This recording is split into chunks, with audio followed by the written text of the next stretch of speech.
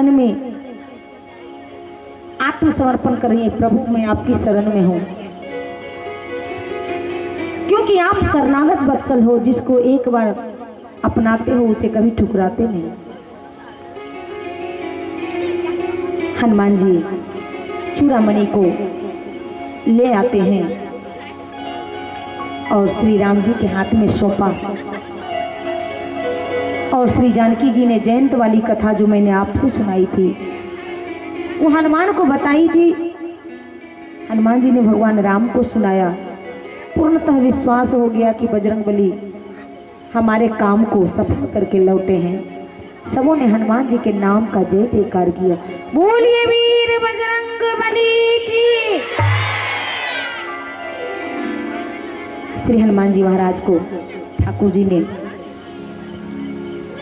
कुछ वरदान देना चाहा। हनुमान जी ने कहा प्रभु हमें दुनिया का कोई पद नहीं देना है तो राम पद दे दीजिए। और भगवान ने अविरल भक्ति हनुमान जी को प्रदान किया। आगे की योजना बनाई गई। सारी घटना हनुमान जी ने जिस प्रकार से जानकी जी संदेश में सुनाकर भेजी थी उससे कई एक गुना हनुमान जी अपनी ओर से ठाकुर जी को आग्रह पूर्वक सुनाया।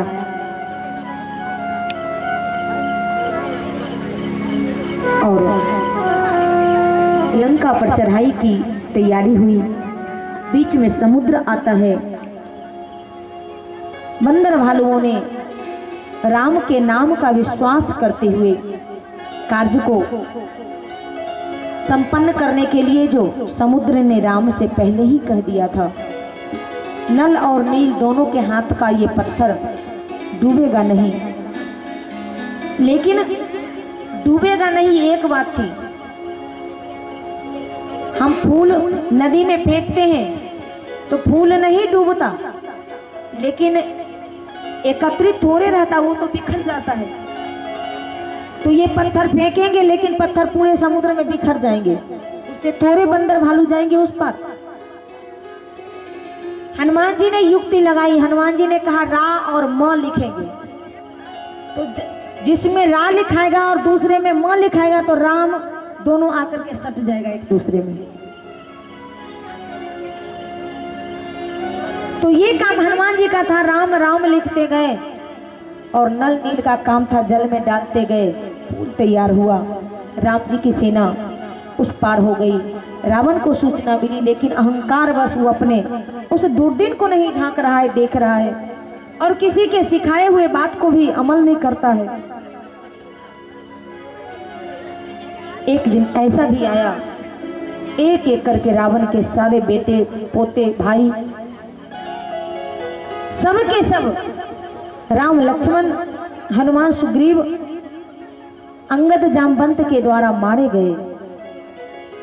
और अंत में रावण निराश होकर हताश होकर के रणभूमि में खुद पहुंचा है। भगवान श्री राम से सामना हुई है। अहंकार वश रावण कहता है कि आज पर्यो कठिन रावण के पाले।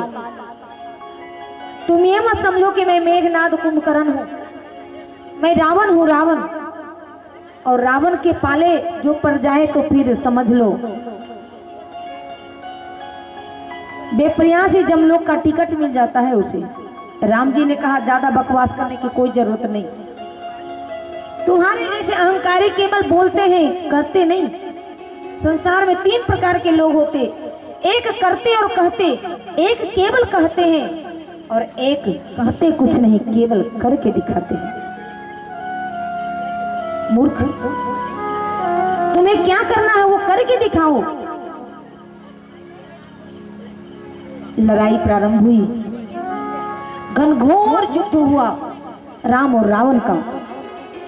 रावण भी कमजोर योद्धा नहीं था, सभी देवताओं को पराजित कर दिया था। सभी सिद्ध महात्मा उसके सामने नतमस्तक हो जाते थे। साक्षात शिव और ब्रह्मा से शक्ति प्राप्त करने वाला रावण, विष्णु के सुदर्शन चक्र को भी मात देने वाला रावण, आज राम के सामने युद्ध में डटा हुआ है। बार बार उसके मस्तक को छेदन किया जा रहा है, बार बार उसकी भुजाओं को काटा जा रहा है, लेकिन रावण का प्राण नहीं निकलता। श्री विभीषण जी ने मंत्र दिया, कहा प्रभु नाभि कुंड पीयूष बस याके, नाथ जिये ही रावण बल ताके। भगवान ने अग्नियास्त्र का प्रयोग किया और उसके उस नाभि कुंड के अमृत को सोख लिया और अंत में ब्रह्मास्त्र का प्रयोग करके रावण का ठाकुर जी ने कल्याण कर दिया। रावण को मरते ही तीनों लोग जय जयकार करने लगे। देवताओं ने राम के ऊपर फूलों की वर्षा किया। सब अयोध्यापति महाराज दशरथ के साथ राम का नाम जोड़कर जय जयकार करते हुए खुशी से आज नाचने लगे। देव गंधर्व सब नृत्य करने लगे, कीर्तन करने लगे। विभीषण जी का राज्याभिषेक हुआ। विभीषण जी ने कहा महाराज रावण की राजधानी जो बिल्कुल विनष्ट हो चुकी है, इसको संभालने में समय लगेगा। मेरी प्रार्थना आपसे है कि मेरे नगर में आप चलिए और जो हमें जीत दिलाई है उसका थोड़ा आनंद लीजिए। भगवान राम ने कहा मित्र, ये तो मेरा एक उद्देश्य था। निश्चरहीन करो मही भूज उठाई प्रण कीन्ह, मैंने प्रतिज्ञा की थी, उसे पूर्ण हो गया। अब नगर जाने का मेरे पास समय नहीं है, क्योंकि मेरा भाई भरत मुझे कहा गया है कि 14 वर्ष के बाद 14 घंटा भी हम नहीं रुकेंगे, हम अपना प्राण का परित्याग कर देंगे। इसलिए अगर मैं तुम्हारे इस आग्रह को स्वीकार करता हूं तो जियत न पावो वीर। हे मित्र, मेरा भरत जैसा भाई जिंदा नहीं रहेगा, इसलिए क्षमा करो। और भगवान वहां से प्रस्थान करते हैं। पुष्पक विमान पे श्री जानकी जी को लौटा कर लाया गया।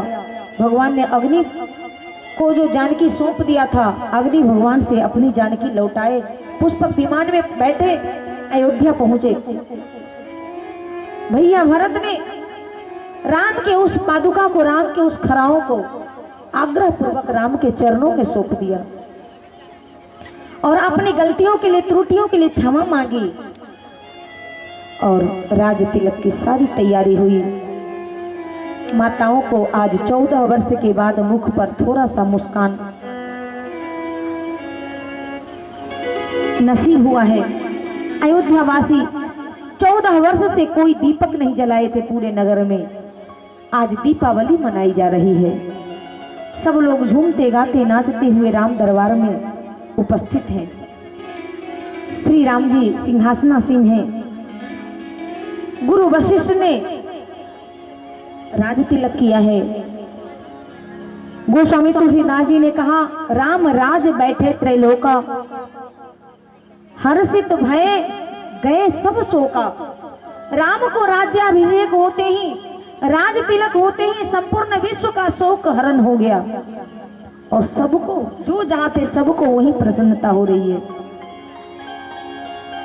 अयोध्यावासी राम को भर नेत्र देखना चाहते हैं, एक दूसरे को आमंत्रित करते हैं, निमंत्रण देते हैं। चलो आज ठाकुर जी का दर्शन करेंगे। सीता राम दरस रस बरसे, जय